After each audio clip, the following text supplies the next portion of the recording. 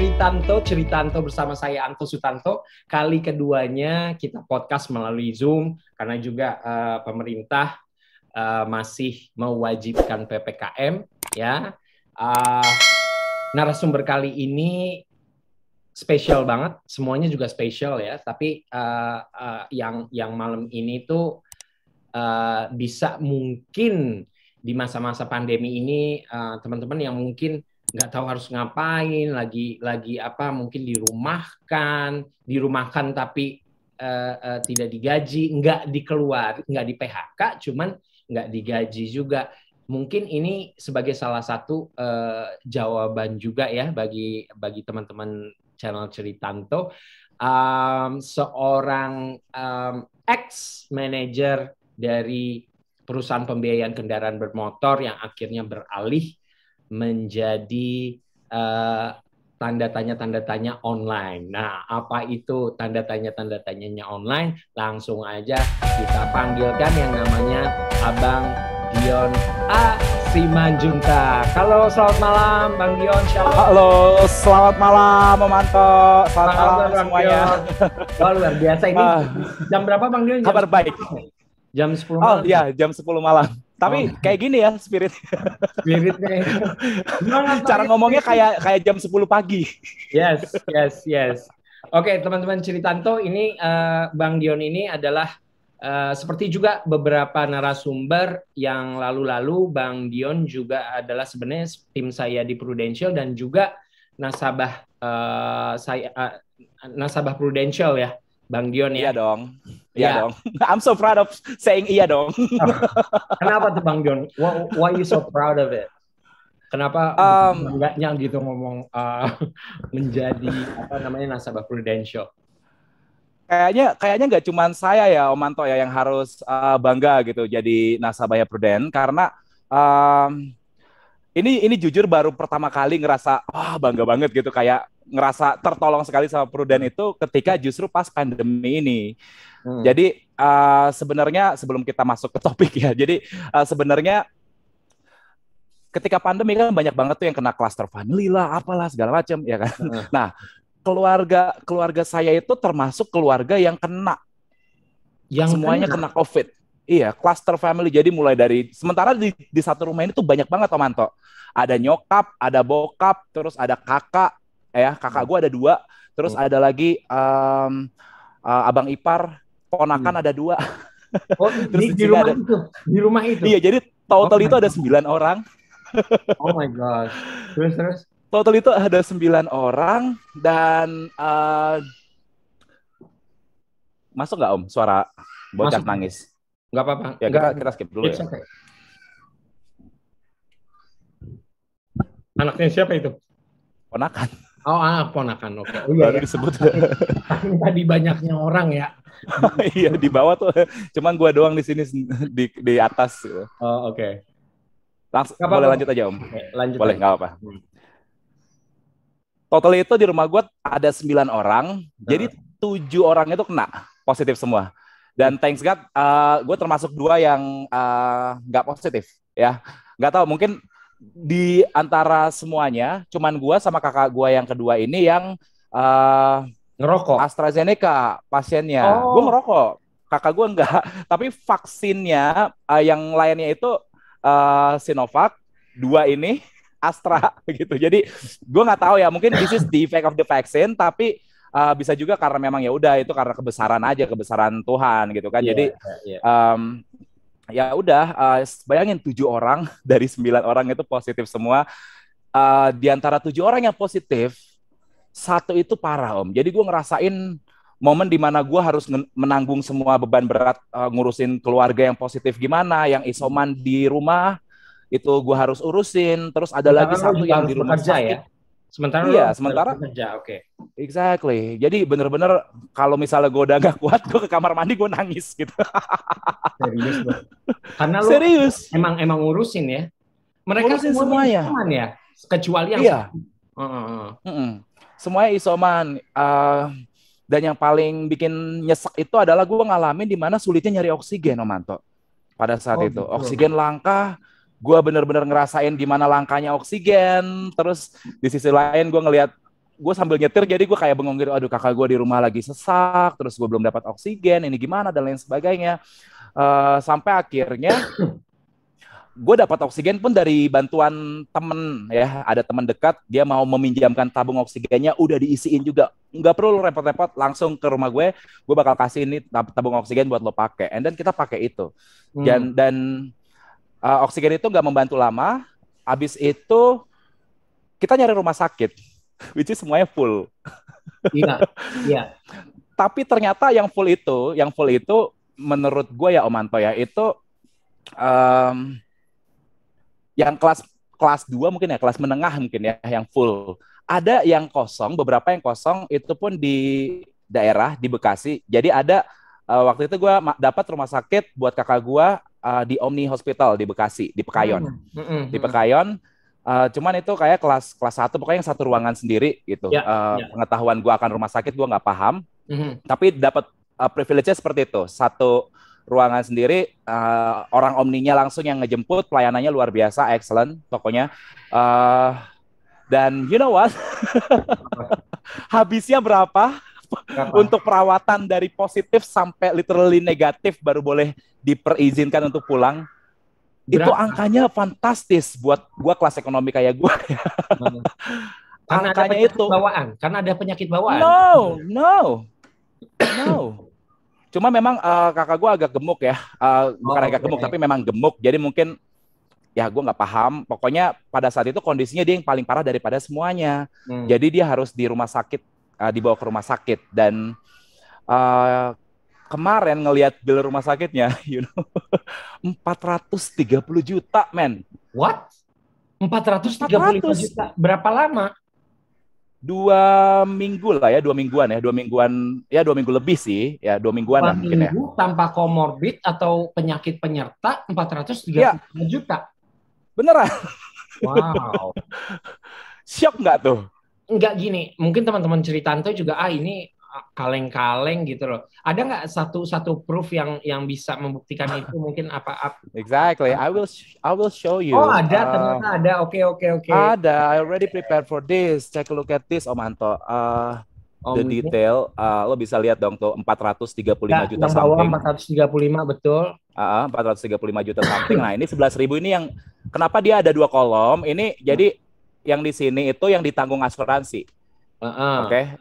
Sementara yang 11.000 ini, 11.000 kayak biaya uang cuci handuk dan lain sebagainya, itu nggak ditanggung asuransi. Tapi 11.000, lo bayangin aja 11.000 dibandingin uang rokok gue. Kalau ini memang dibayar Prudential, yang mananya, ada tanda mananya? Oh, ini surat jaminan. I will show you the Prudential itu di sini, Om Anto. Oh, oke. Ya. Now you can see it ya, Prudential ya. Ya, kelihatan jelas. Dan begitu gue tanya sama kakak gue, lu pakai kartu Prudent yang mana? Kok bisa segampang itu ya prosesnya ya? Dan ternyata sama kartu Prudent gue. Dan ternyata kita punya kartu Prudent yang sama, so I feel so lucky. Oke. Jadi ya itulah, after kejadian itu gue jadi ngerasa I'm so proud of being nasabah prudensial gitu. Iya. Dan gue jadi nggak menyesal, kan gue sempet putus premi ya. Gue sempet putus premi loh, Manto ya, semenjak gue ekonomi gue jatuh, gue putus. Tapi gue rasa gue harus punya, itu kebutuhan gue pada saat itu. Ya, sempat waktu itu karena perpindahan dari perusahaan pembiayaan waktu itu, dan ini yang pekerjaan saat ini. Oke. Thank you Bang Dion, dan mungkin juga tebarkan tentang Prudential juga momentum ini ya, saatnya ke teman-teman atau siapapun itu, bahwasanya asuransi itu penting. Oke. Tidak mau lama-lama di soal Prudential, nanti kita kesannya jualan Prudential di sini. Kayak kita nggak perlu ngejual sih, kayaknya sekarang udah makin banyak yang melek ya, Om Anto ya. Kalau gue butuh asuransi nih, gue butuh asuransi gitu. Lu dari mana? Tetanggaku juga apa yang lo miliki sekarang begitu lo terimpact, lo kena amit-amit cabang bayi ya, kalau misalnya you have to spend that amount of money gitu ya in order to buat memulihkan recovery dari COVID, itu kayak semuanya sia-sia kan, Om? Ya, dan seringkali orang berpikir, aduh cash flow gue kayak gini, bla bla bla. Tapi kalau misalkan dihadapkan ya udah mana 435 juta yang nggak ada juga bisa. pasti harus diada-adain. Bisa. Jadi benar-benar harus memang dipentingkan. Jadi bukan sandang pangan papan lagi, tapi sandang pangan papan asuransi. Bener nggak? Setuju nggak? Betul, setuju banget gue, Manto. Dan prosesnya tuh nggak ribet. Jadi jangan lo pikir kalau aduh ini bakal gini-gini. Wah, nggak dibantu gitu agennya ya? Dibantu agennya nggak? Cuman by WA aja. Jadi cuman tek tolong bantu gue jadi gitu. Memang betul. Oke, Bang Dion, kita masuk ke tujuan kita ya, podcast. Mau ceritain tentang karirnya Bang Dion saat ini. Boleh nggak diceritain dulu background-nya dari mulai bekerja lah, mulai bekerja lalu sampai dengan hijrah ke pekerjaan saat ini. Background-nya dulu deh. Background-nya gue itu, Om Manto, dulu kan mahasiswa ITS ya, Surabaya. Dan sebagai mahasiswa ITS, terus gue ngerasa gue cukup layak lah pada saat itu untuk bisa bekerja di perusahaan yang bonafit gitu ya. Jadi posisinya as a fresh graduate at that time, gue ngerasa gue cukup sombong. Karena gue di saat yang lain struggling buat dapat pekerjaan pertamanya, gue malah sibuk buat nolakin, ini nggak sesuai. Kok bisa, Bang? Ya, sebenarnya itu rezeki ya, Om ya. Cuman karena gue sombong. Kayak gitu, ini nggak sesuai karena angkanya nggak sesuai gitu. Maksud gue untuk ukuran fresh graduate itu sangat sombong pada saat itu. And then dapatlah satu company which is finance company yang akhirnya bikin gue langsung ya jalur fast track gitu ya, jalur cepat untuk masuk menduduki level manajerial. Langsung. Jadi they have the training prosesnya itu kurang lebih satu tahun ya, 1 tahun 2 bulan. Seperti manajemen training lah ya, seperti manajemen. Ya kayak gitu. Kayak gitu. Tapi even kita masih ada di statusnya trainee ya pada saat itu, cuman kita udah ngerasain privilege, how is it the privilege gitu being a manager. Enaknya begitu, Om Manto. Dan ya gue ngabisin waktu gue untuk bekerja di situ itu sekitar 4 tahunan ya, Om Manto ya. 4 tahunan. Nah, pertama kali kita ketemu itu masih di situ ya, Om Manto ya. Iya. Itu tahun berapa ya? Kita dikenalkan karena referensi ya, karena saudara ya. Karena saudaranya nasabah juga. Iya. Itu Bang Dion waktu itu dapat privilege kok bisa masuk itu karena Bang Dion ini cum laude. Mungkin ya nilainya bagus atau kenapa? Menurut gua itu rezeki ya, Om Manto ya. Rezeki ya, Om Manto ya. Karena menurut gua kalau masalah IP itu cuman saringan di awal ya, Om Manto. Sisanya tergantung tes lo nanti di situ gimana hasilnya gitu. IP lo boleh cum laude, tapi ternyata interview lo atau tes tertulis lo nggak sebagus yang IP pesaing lo yang nggak cum laude juga ya, lo nggak bakalan masuk ke situ gitu. Tapi balik lagi, ketika misalnya gue nggak diterima di situ, kemudian teman gue keterima misalnya, bukan berarti gue lebih bodoh dari dia kan. Sebenarnya itu menurut gue sih rezeki-rezekian sih, Om. Oke. Jadi semuanya itu bukan karena IP-nya tinggi, tapi semuanya itu ini ya, saling keterkaitan. Proses seleksinya di perusahaan terkait ya, Om Manto, menurut gue ya.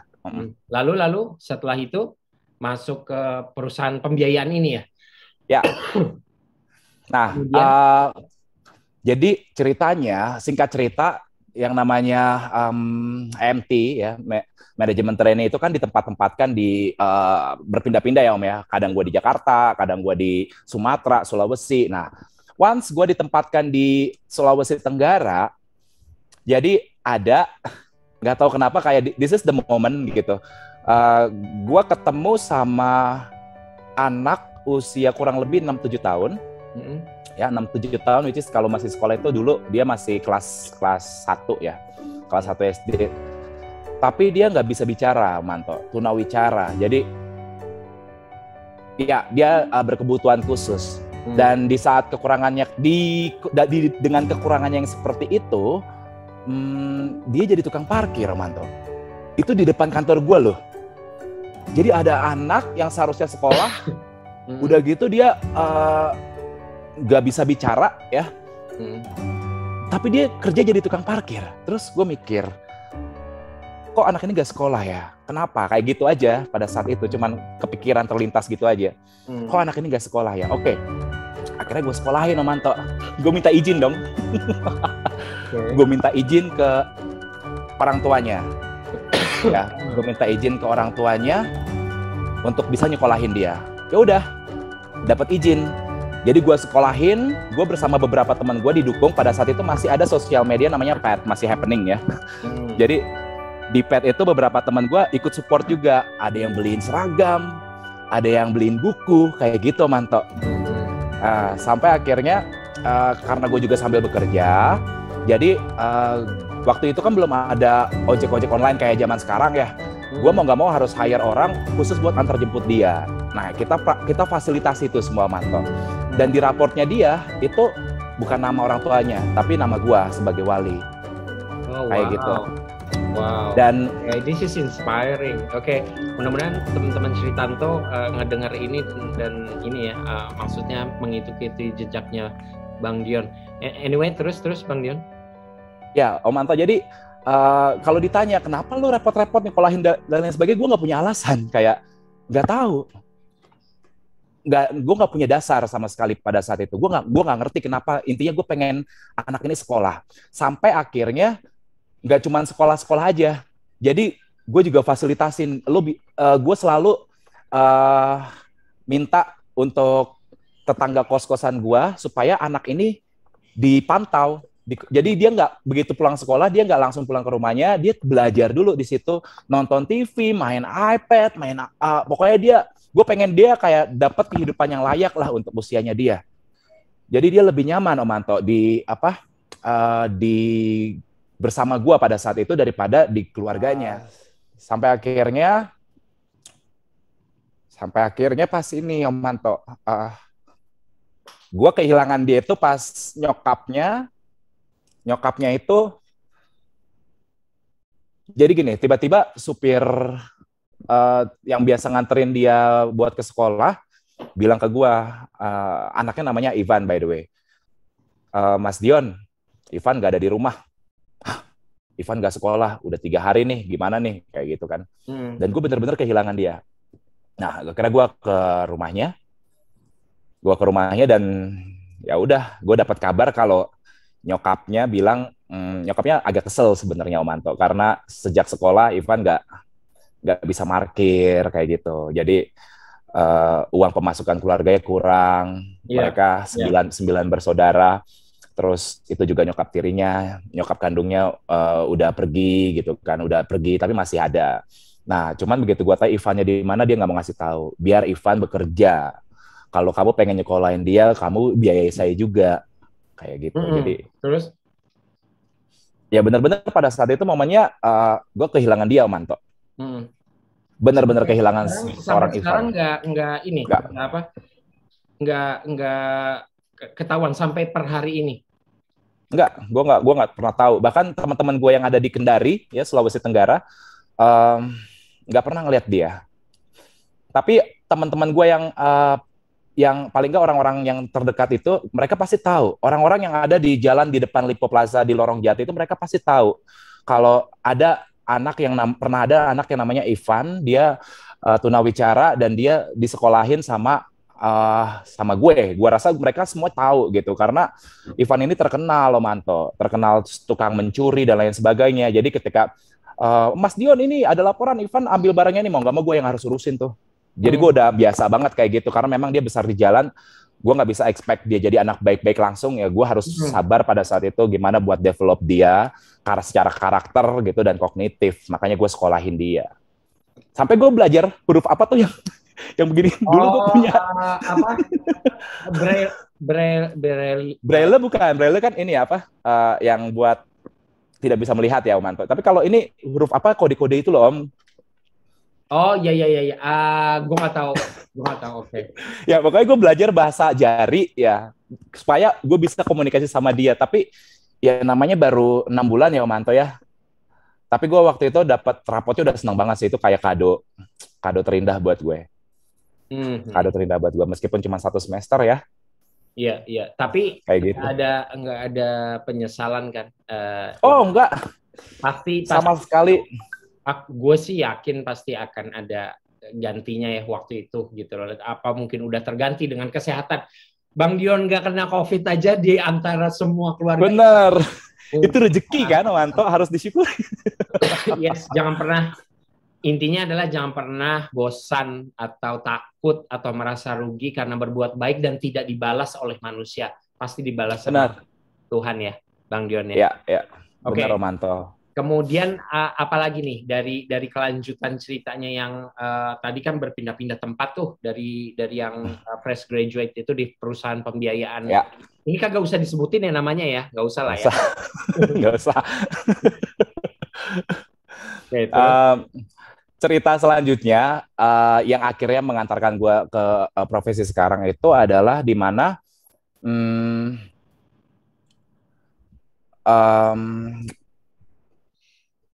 perlu diceritain nggak sih nih, Omanto?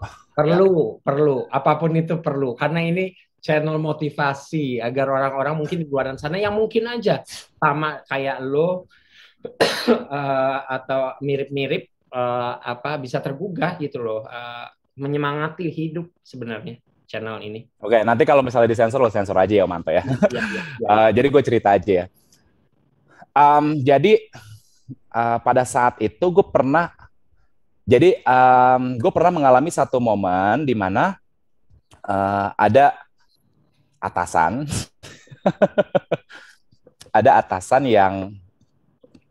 yang nakal lah ya, kan kita marketing. Jadi kita suka nakal.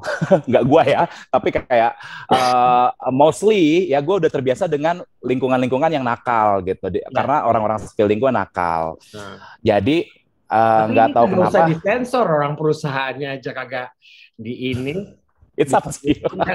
Cuma di situ aku vulgar ya. Wah, ini orangnya si Anu gitu. Ya biarin aja. Anyway. Biarin.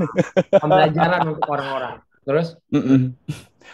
Jadi intinya gue dapat satu kondisi di mana teman deket gue, literally ini teman deket gue sendiri, cewek, dia pada saat itu mengalami percobaan pemerkosaan dari atasannya. Which is atasannya dia, atasan gue juga. Oh my God. Gokil kan? Dan itu terjadi. Oke, gokil. Nah, gue yakin gue nggak perlu sensor ini. Karena mungkin this has happened to others juga gitu loh. Banyak mungkin yang kejadian kayak gini dan mungkin nggak mau nge-share gitu. Anyway, terus lanjut. Ya. And then, gue pada saat itu diperhadapkan sama satu situasi di mana kalau gue nolong teman dekat gue, which is gue mempertaruhkan karir. Karena yang gue lawan ini adalah bos gue. Iya. One of the big boss ya, one of the big boss. One of atasan lah pokoknya. Atasan banyak ya atasannya. Pokoknya atasan aja. And then nggak tahu kenapa gue memilih untuk I have to stay on the right track. Ya. You have to choose to stay on the right track, Dion. Kayak ada suara kayak gitu. And then kita nggak bisa biarin ini. Kita harus laporin. Karena pelecehan seksual itu kayaknya nggak perlu bukti ya. Kayak gue nggak ngerti lah. Tapi yang jelas apa yang lo alamin lo harus laporin gitu. Pada saat itu gitu. Akhirnya gue jatuhnya jadi whistleblower. Ya sampai ke pusat gitu. Wow. Jadi gue pernah ngalamin kondisi di mana gue nggak pulang ke rumah, ke kos-kosan, nggak bisa pulang ke kos-kosan karena gue dikejar-kejar sama orang-orang yang ngedukung dia nih. Orang-orang yang ngedukung atasan gue nih, gitu. Dan kenapa itu bisa terjadi? Karena gue pernah ada satu momen di mana bos gue ini, atasan gue ini, dia nawarin gue, Dion, kamu itu sebenarnya mau apa sih? Kata dia gitu, asik ya. Dia nawarin kunci mobil. Kamu mau mobil ini, bawa mobil gitu. Kamu mau rumah kontrakan, biar kamu nggak habisin uang buat bayar kos-kosan bulanan. Ayo, saya bantu. Tapi bantu saya lah. Kayak gitu. Ngeri nggak? Ngeri banget ya. Gila, harga, maksudnya integritas gue, maksud gue nyokap gue yang ngajarin gue dari kecil sampai sampai gede, sampai kerja gitu ya pada saat itu akhirnya nilai-nilai kehidupan yang udah ditanamin sama nyokap gue masa cuman bisa dibayar sama kunci mobil sama kunci kontrakan, bayangin kayak sedih kan gue. Iya, iya, iya, iya. Dan pada saat itu nggak pikir lama Om Anto, gue langsung sodorkan kembali itu kunci. Sorry Pak, saya nggak bisa. Dan waktu itu gue kabur, gue langsung keluar dan disitulah mulai terjadi momen kejar-kejaran. Waktu itu kita ketemu di KFC di Salemba waktu itu, ini udah happening. Udah. Oh pantesan lu mukanya ini banget ya, kayak stres banget gue. Oke. Karena setelah kejadian itu, praktis gue kayak kehilangan tim. A pangkat 2 dulu. Bisa nggak aku tulis A pangkat 6 dikurang 4? Bisa, I guess. Bisa? Bisa ya? Karena 64 kan 2 sama aja. Benar, cakep. Kalau A pangkat 0, kamu bisa tulis jadi A pangkat berapa? Dikurang berapa? A pangkat 2 kurang 2. Boleh, A pangkat 2 kurang 2. A titik A per A titik A terus coret A-nya. Jadi berapa? Semuanya 1. Iya, jadi 1 ya kan? Jadi kalau misalnya aku punya